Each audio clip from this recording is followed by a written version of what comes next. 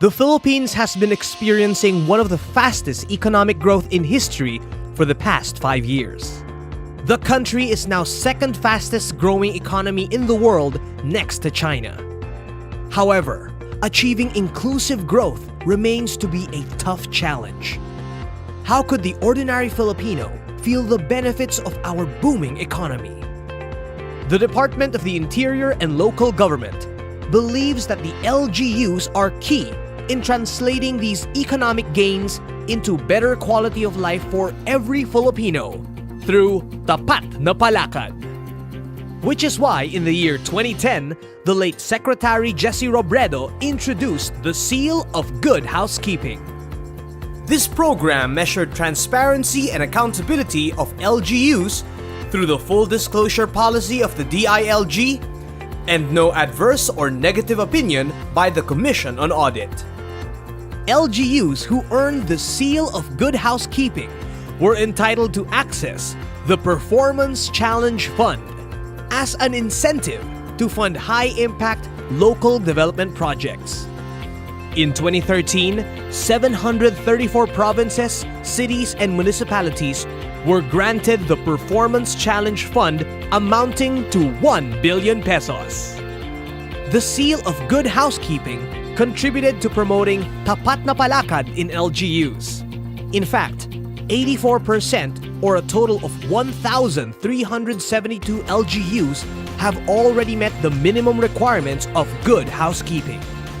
This meant that the LGUs were ready for a broader set of standards, a trigger for the department to raise the bar of local governance.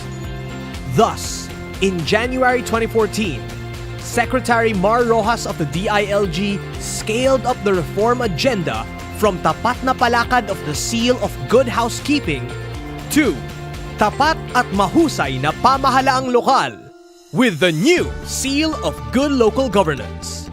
The new seal now measures 6 areas, carefully determined and assessed by the DILG in partnership with the leagues, CSOs, business groups, private sector, and government agencies.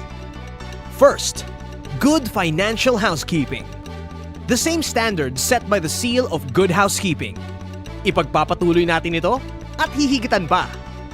Second, disaster preparedness.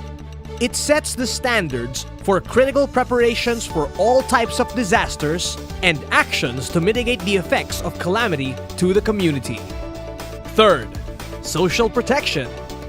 It focuses on serving the primary needs and protecting the rights of women, children, the elderly, persons with disability, indigenous communities, and informal settlers. Fourth, business friendliness and competitiveness.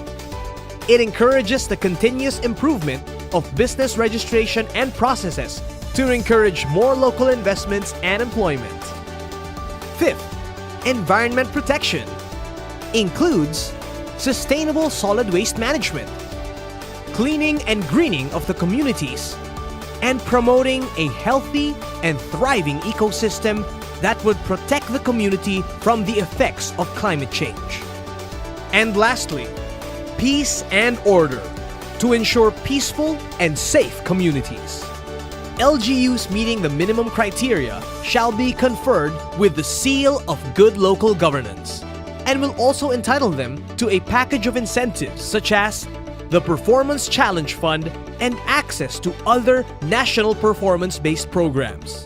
Itong Seal of Good Local Governance, binibigyan ka na ng blueprint, binibigyan ka na ng guide kung paano mo maibibigay ng tama, ng maayos, ng mabilis yung ating serbisyo sa ating mga kababayan. Malaking-malaki po na itulong talaga ang health center dito sa Pisco. Lalo-lalo na po yung mga hindi po makababa sa bayan dahil sa kawalan po ng pamasahe, po sa mga buntis. Naalagaan po yung kanilang pagbubuntis. Sa gamot, libre din. Malaking tulong po talaga sa mga mahihirap na katulad namin. Siminto naman. Dasig lang pag-lakats na kurong.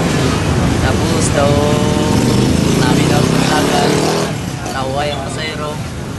Lagi mag-init masaga sa Public servants we are accountable to our people and responsible in our actions at all times. The new seal symbolizes integrity and good performance of local governments. Let it be a continuing challenge for provincial, city, and municipal governments to do better today and in the years to come.